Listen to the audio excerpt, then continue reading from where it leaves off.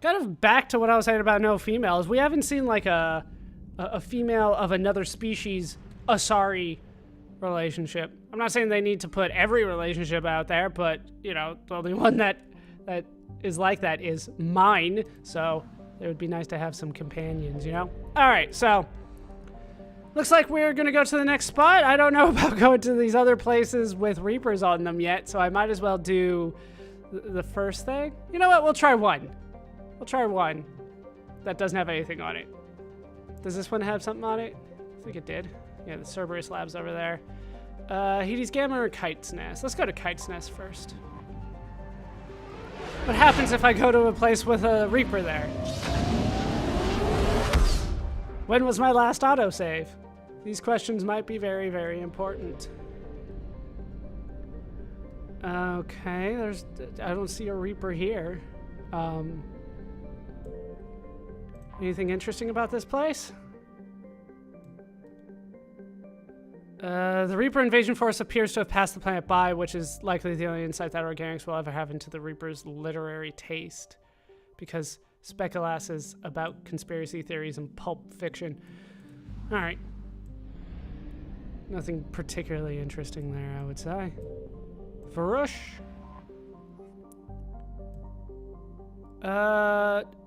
It's named after an ancient Batarian monarch. Oh, the Batarians. Are they happy to see me? Last I interacted with them, I blew up an entire system for them. The moons are named after his wives. That's what we did with Jupiter. Well, no, sorry, not wives, but Jupiter's mistresses. So then the scientists sent Juno, the wife, to go investigate Jupiter's moons. It was a hilarious joke. And the Reapers have destroyed everything here. All right, so it is interesting. Varish is a hydrogen-helium gas giant named for an ancient Batarian monarch whose empire spans continents. He had such a penchant for mating that 0.6% of modern Batarians claim to trace their lineage to him. Oh, like Genghis Khan.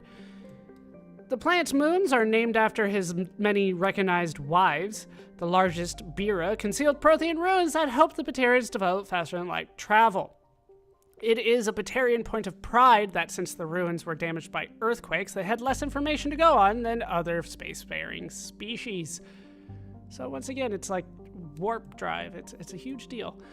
The Reapers have destroyed all obvious military outposts in Varish's orbit. The Batarians' notorious secrecy, however, may have allowed concealed subterranean facilities on Varish's moon to survive. All right, so then this is probably not the big one, Desda, but I'm sure there's something interesting. A dwarf planet, Desda, was explored in the beginnings of the Batarian space age and mined for its unusual occurrences of uranium, which was rare on Karshan. Whether the planet has been completely mined out is unclear. Accurate data on the planet was lost after a power struggle within the Batarian government. The Reaper attack has further worsened the information flow. Like, we're just, like, going through this. This is war going on. All right, Karshan, this is the big one. This is the Batarian homeworld. Maybe we'll blow it up. Karshan, the Batarian homeworld, is wrapped less in mystery than in outright lies. Batarian propaganda claims the world has 15 billion inhabitants and an economy that rivals the Asari. Although the legal slave trade does boost the Batarians' profits somewhat, Citadel sanctions have left a paper tiger of an empire, one that fights rivals through deniable terrorist actions rather than the wars of its heyday centuries ago. The Reapers will likely be the death blow to that empire. Almost no information has escaped Karshan since the Reapers destroyed the comm buoys, but Batarian refugees say that resistance has created a bond among the commoners. If a new government can rise from the ashes, the bond may sustain a new Batarian society. All right, do I scan? Oh, there's another planet out here. Ilum. Is it interesting? Yes. A tiny rock and ice planet that is now missing much of its ice. Ilum was part of a grand project by a hegemony dictator known as Grebosht the Mad. His aim was to drop enormous chunks of Ilum's ice on the surfaces of otherwise uninhabitable desert planets in the hopes of creating sustainable lakes and seas. Wiser heads than he pointed out that diverting a comet was more plausible and just as outlandish, but Grebosht executed those who disagreed with him. Grebosht's career was surprisingly long given his loose grip on reality, mostly because his projects employed large numbers of Batarians. Today, Ilum lies abandoned. Hegemony spy drones still orbit the planet, but it's doubtful anyone on Karshan is paying attention to what they send back. I'm gonna scan. Reaper alertness. Uh-oh. Damn, they're everywhere. Okay, so if I go over here, is this the only other area? Is this interesting here? No Reaper ships, functional or otherwise, are immediately detectable suspicions that the Batarians may have actually turned on each other. That's the only thing that was interesting there to me. All right, Ezka. Oh, wow. According to Batarian propaganda, the Batarian population exceeds the council races. The Batarian military is the most powerful, and the Batarians' unlivable hothouse planets are the hottest and most unlivable. Their best proof of this last point is Ezka, which closely orbits the scorching yellow-white star Untrell. Ezka's nitrogen-heavy atmosphere might once have held oxygen, but if so, it burned off long ago. Even robo-miners don't care for Ezka, although some modern mining equipment can withstand the heat. The machinery still gets stuck in the soup of molten light metals on the planet's surface. Reaper presence near Ezka seems light. Scans reveal wreckage orbiting the planet, likely destroyed hegemony surveillance drones.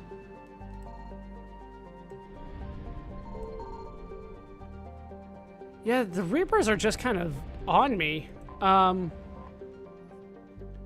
wanted to scan because they said to.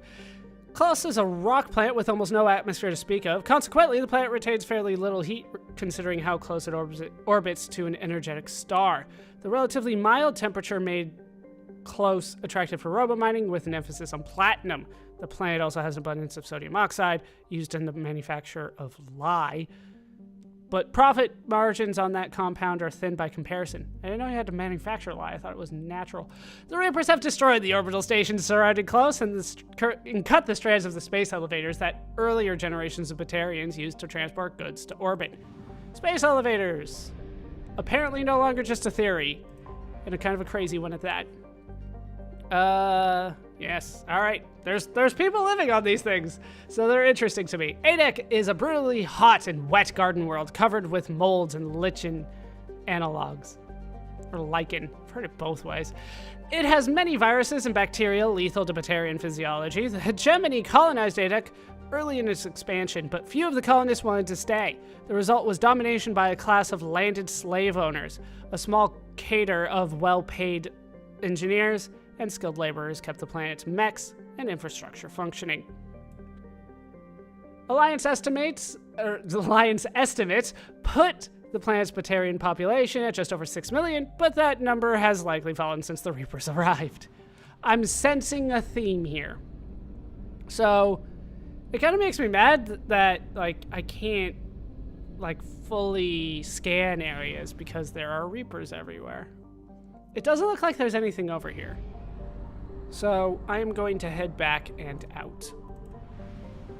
There was a fuel station here, right? There was not.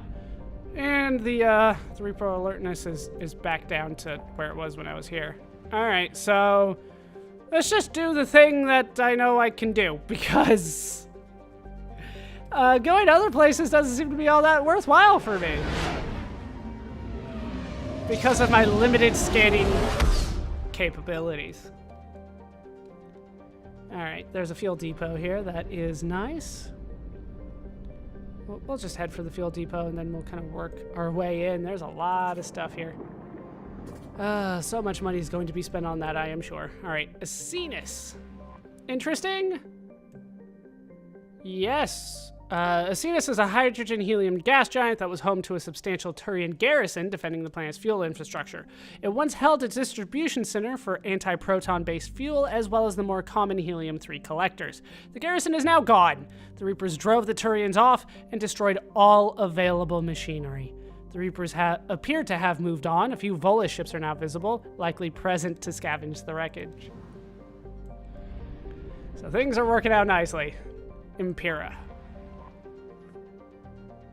The small planet Impera is a hothouse of helium and argon, the latter a product of decaying radioactive materials. Robo-mining was once lucrative here, but like the rest of the solar system, the only remaining veins are inaccessible by cost-effective means.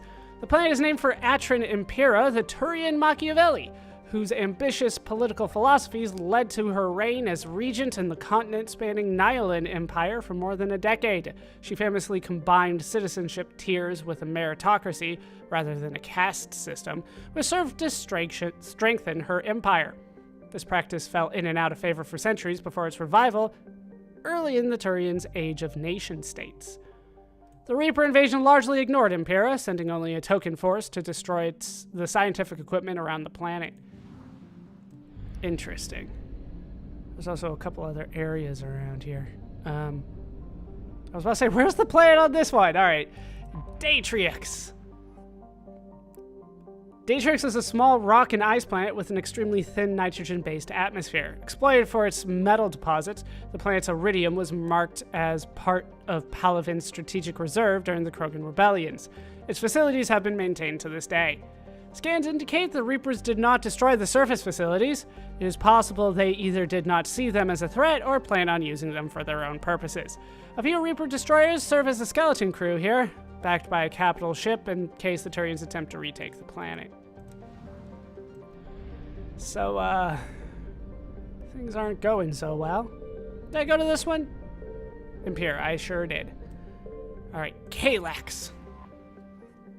Like nearby Aventon, Kalax was named for an ancient philosopher and author. But where Aventon wrote for the military leaders of tomorrow, Kalax focused on those who feed, clothe, heal, and arm the soldier. Her enormous tome, Service, features a lengthy chapter on laws that form the basis for the Turian concept of citizenship tiers. Kalax is lower in temperature than Aventon, and its minerals were thus exploited first. The Turian defenses on Kalax are not completely destroyed, which is unusual. It may be that remnants of the scattered Turian fleet regrouped using the planet for cover and eliminated the satellite-hunting Reaper destroyers before their mission was complete. More likely, the destroyers found a way to compromise the defenses through wireless hacking, and the unmanned drones' presence now obey them. We can turn the drones? All right, let's talk about Aventon. Aventon is named for a tactician philosopher whose treatise on leadership is known by every Turian youth who pays attention in class, so very few of them. It is a small hot rock planet surrounded by a haze of methane and helium. It was thoroughly mined for valuable minerals in the early days of the Turian space age, and since then has had little to offer.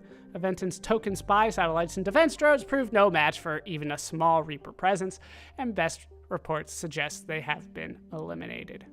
Like, I can't like scan or anything. All right, so the main planet, Palaven, the Turian homeworld. All of these seem to be like really important places so far. Palaven. The only thing on this planet that isn't silver are the Turians. It's all too clear they're made of steel. These were Alliance hero John Grissom's impressions of the Turian homeworld Palaven, seen by humans for the first time following the First Contact War. The Turians' martial attitude permeates every aspect of Palaven society, from architecture to art to politics. It's no surprise that their homeworld was never occupied by an invading force until now.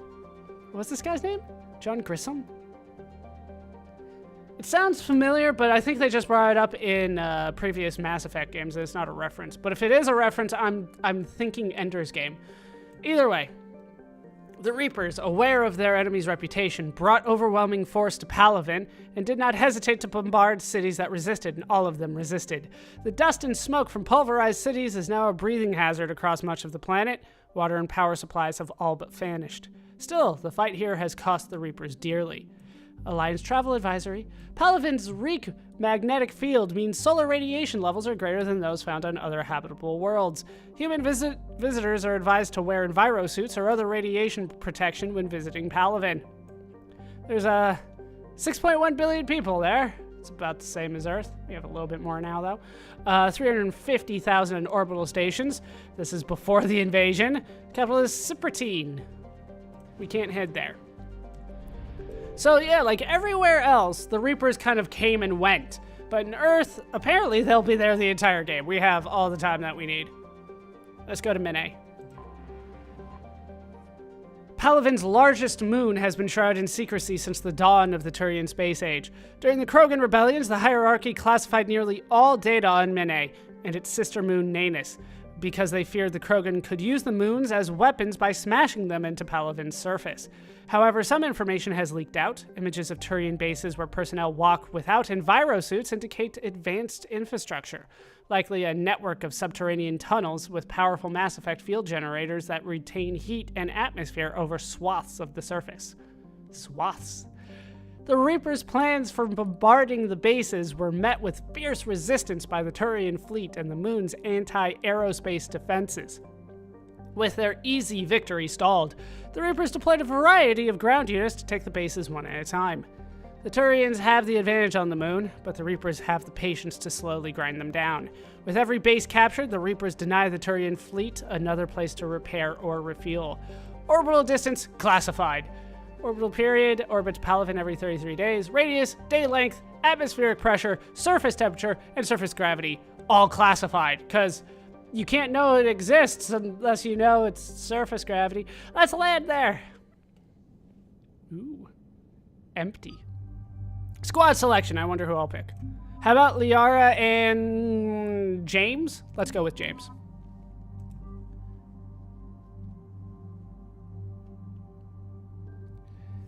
Yeah, we're gonna keep my loadout the same. This is the most important number right there. That's it. James, he is on a shotgun. I can give him everything, right? Like anything that's available, he can take. No, apparently he only uses assault rifles and shotguns. I mean, that's not bad, but yeah, we're gonna say that's better. It's not bad, but you know, he doesn't know how to use a pistol, doesn't have room for it. We may never know. You cannot use a shotgun, and I'm clicking right on your ass, aren't I? That's the one that I upgraded. Yeah, she's good. All right. And we have some points to throw around here. Nothing for me. We're saving up for mastering something else. Warp, overload. What about fitness? Oh, I'm waiting on that one because like it only gives me melee damage right now. That's right. All right, Liara. We will hold off on that. I want to put points into probably pure biotic for you. James. Yeah, we'll probably hold off on that. I would rather max stuff out first than try to put everything the same because the game has not given me enough points to max this out. So we're not going to assume that it will this time either. Let's head in.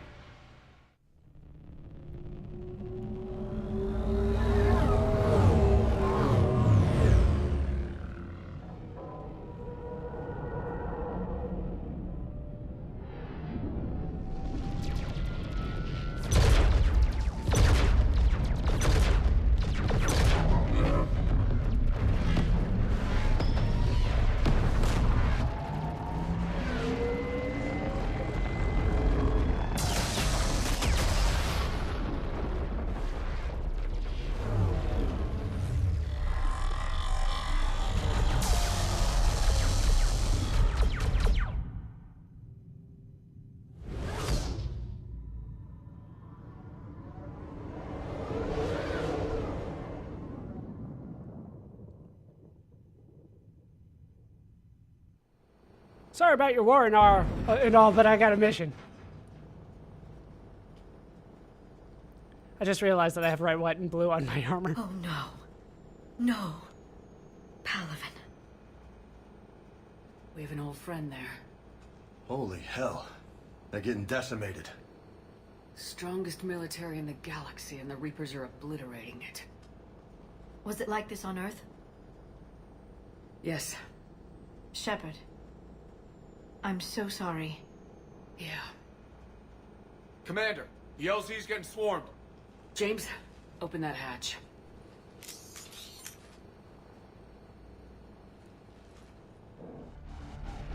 Yeah, it didn't look so good in the cutscene. I will change the colors on that eventually. Clear the landing zone.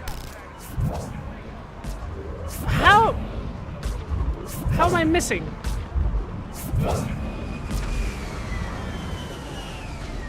All right, get in, get out. Let's move. All right, we're moving. That is the coolest entrance that we have done in any of these games to this point. That was awesome.